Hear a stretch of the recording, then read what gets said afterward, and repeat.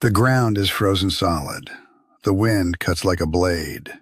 A hunter moves across an endless white expanse, and without the narrow carved slits pressed against his eyes, he would be blind. The Arctic sun bouncing off the snow with enough force to burn through unprotected vision in hours. He has no pharmacy, no optometrist, no factory-made gear. Everything keeping him alive right now was built from bone, bark, and 1,000 years of inherited knowledge. And here is what will blow your mind. Some of what that hunter invented, you used this morning without even thinking about it. Welcome to Frontier Uncensored. I'm your host, Dustin, and today we're diving into 10 Native American inventions that quietly shaped the modern world. From the food on your table to the medicine in your cabinet, the ingenuity of indigenous peoples across North America left a mark that most history books barely mention. Today, we fix that. Before we begin, here is a thought worth holding on to. The people behind these innovations were often dismissed, displaced, and erased from the very civilization they helped build. What you are about to hear is not just a list of inventions. It is proof of genius that survived everything thrown against it. Let us start where life itself starts, with food. Picture a field somewhere in what is now the American Northeast, roughly 1,700 years after the birth of Christ. A woman kneels in dark, rich soil, and she is not planting crops randomly. She is executing a system, one so elegantly engineered that modern agricultural scientists still study it today. The Iroquois and the Cherokee, among others, developed what they called the Three Sisters method, and once you understand how it works, you will genuinely wonder why we ever abandoned it. 3 crops, 3 rolls, 1 flawless machine. Corn goes in first. Its tall, rigid stalks rise from the earth and serve as a living trellis. 2 to 3 weeks later, beans are planted at the base of those stalks. Beans are natural climbers. They spiral upward, maximizing vertical space. And here is the part that is almost impossibly clever. Beans pull nitrogen from the air and fix it directly into the soil through bacteria living in their root systems. That nitrogen feeds the corn and everything around it. Then squash is planted between the rows. Its enormous flat leaves spread across the ground like a green carpet, blocking sunlight from weeds, trapping moisture in the soil, and creating a microclimate that keeps the whole system cool and hydrated. No chemical fertilizers, no pesticides, no irrigation systems. Just 3 plants working together in a relationship engineered by human minds that understood ecology long before the word existed. Farmers today in both sustainable agriculture movements and indigenous communities still use this method. Think about that the next time someone implies that ancient peoples were primitive. Now, here is the question I want you to sit with as we move through this episode. How many of these inventions can you count that you personally interact with on a daily basis? Keep score. I think the final number is going to surprise you. From the fields, we move to the water. The Pacific Northwest coastline is brutal and beautiful. The Haida, the Salish, and the Tlingit peoples needed to cross it. Not just cross it, but dominate it. Fishing, trading, exploring. So they invented the dugout canoe, and the engineering involved was anything but simple. They would locate a large cedar tree, start a controlled fire at its base, and burn it down in stages. Then, using a combination of resin, gum, and fire applied to the interior, they hollowed the log from the inside out, scraping charred wood with seashells until the hull was smooth and the walls were even. The result was a vessel that could handle open ocean swells, carry trade goods, and outlast storms that would destroy lesser craft. Meanwhile, thousands of miles north, The Inuit and Yupik peoples of the Arctic developed something entirely different but equally brilliant: the kayak. A narrow frame wrapped in stretched animal skin, perfectly sealed, impossibly lightweight, and maneuverable in icy water in ways that modern engineers spent decades trying to replicate. Every recreational kayak you see on a river or in an Olympic pool traces its DNA directly back to those Arctic hunters. Think about the next time you see someone gliding across a lake in a kayak on a summer afternoon. They are paddling through 10,000 years of human ingenuity. Not all Native American innovations were about survival in the physical world. Some were about protecting the mind. The Ojibwe people, also known as the Chippewa, who inhabited the northern woodlands of what is now the United States and Canada, believed that the night was not always safe for the dreaming mind. Harmful energies could travel through the dark. So they created an object designed to act as a filter between the sleeper and the unseen world. A circular frame, often bent willow, strung with a web of sinew or plant fiber modeled after a spider's web. Feathers and beads hung from the bottom. The web would catch what was harmful. The good would pass through. The dream catcher. Today, dream catchers hang in bedrooms across the world, in cars, in offices. They have become so ubiquitous that many people have no idea where they came from. But behind every one of those decorative items is a people who took the invisible seriously, who understood that the human need for peace while sleeping was worth engineering a solution for. Now I want you to think about something you probably did today without giving it a second thought. You reached into a pocket, pulled out a stick or a piece, and put it in your mouth. Chewing gum. Billion-dollar industry. Worldwide habit. And it starts with the Maya and the Aztec. Chicle. A natural latex tapped from the sapodilla tree in Mesoamerica.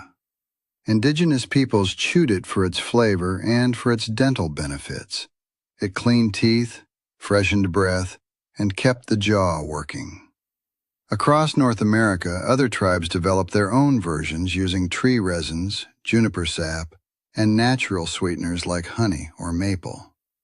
When European explorers encountered these practices, they brought the idea home. By the 1870s, an American inventor named Thomas Adams had commercialized chicle into the first mass-market chewing gum.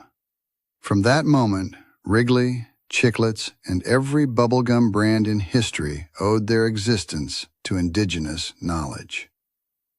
And here is something I want you to consider as we approach the halfway point of our story today. Every item on this list was developed not in a laboratory, not with government funding, not with peer-reviewed research. It was developed through observation, experimentation, and a deep, intimate relationship with the natural world. Ask yourself, what does that tell us about intelligence? Let me know in the comments whether you think modern science has lost something by moving indoors. Back to the ground beneath your feet. Specifically, what is on your feet? Moccasins. The word comes from the Algonquian language, and archaeological evidence places them as far back as 3,500 years ago. Made from deer hide, moose, buffalo, whatever the land provided, and stitched together with plant fibers, these shoes were designed around a radical idea for their time. Let the foot feel the earth. The soft sole was intentional. It gave the wearer feedback from the ground, improved balance, and reduced the kind of joint stress that comes from rigid footwear. Today, moccasins are a global fashion staple. Suede slip-ons, ankle boots, loafers with cushioned insoles. The entire category of soft-soled casual footwear traces back to this design. And the minimalist shoe movement of the early 2000s, the whole barefoot running revolution, was essentially a rediscovery of what indigenous shoemakers understood millennia ago. Now back to our Arctic hunter. Back to that blinding white landscape. Because what was keeping his eyes safe is more sophisticated than it sounds. Snow goggles. Developed by the Inuit, Yupik, and other Arctic peoples, these were not simply pieces of wood with holes cut in them. They were precision instruments. The slits were carved to a specific width, narrow enough to reduce incoming light by up to 90%, while still allowing adequate peripheral vision for hunting. The material, usually bone or driftwood, was selected for its insulating properties, creating a warm air pocket against the eye that reduced the risk of frostbite to the eyelids.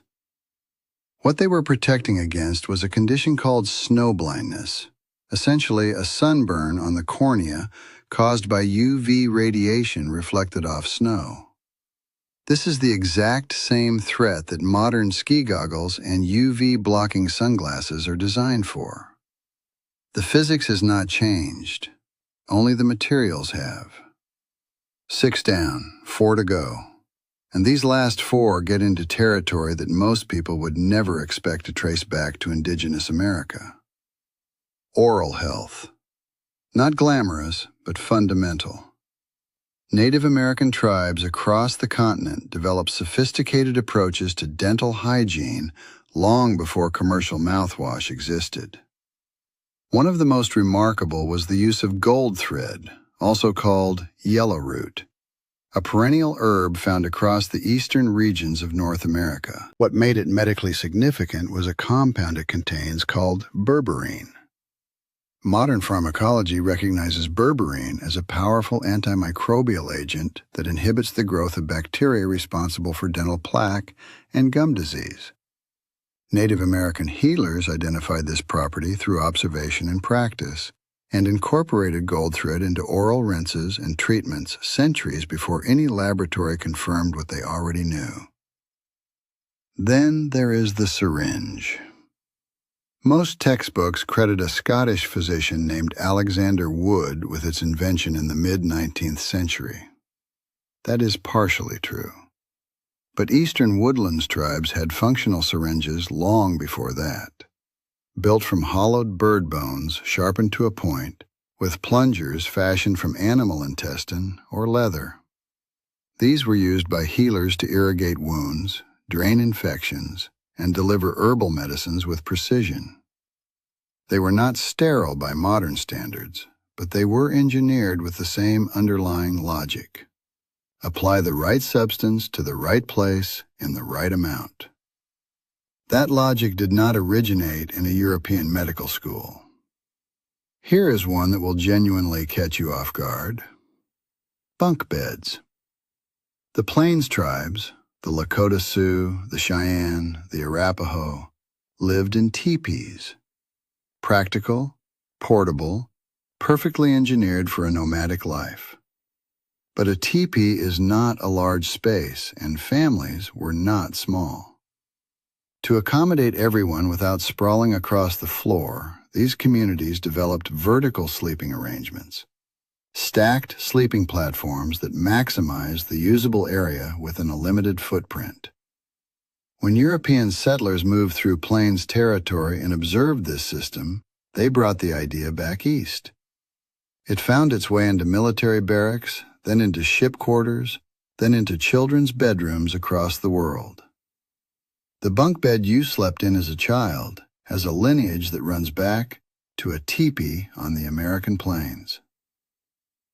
And finally, arguably the most consequential invention on this entire list: pain. Every human being who has ever lived has had to deal with it, and for most of human history the options were limited.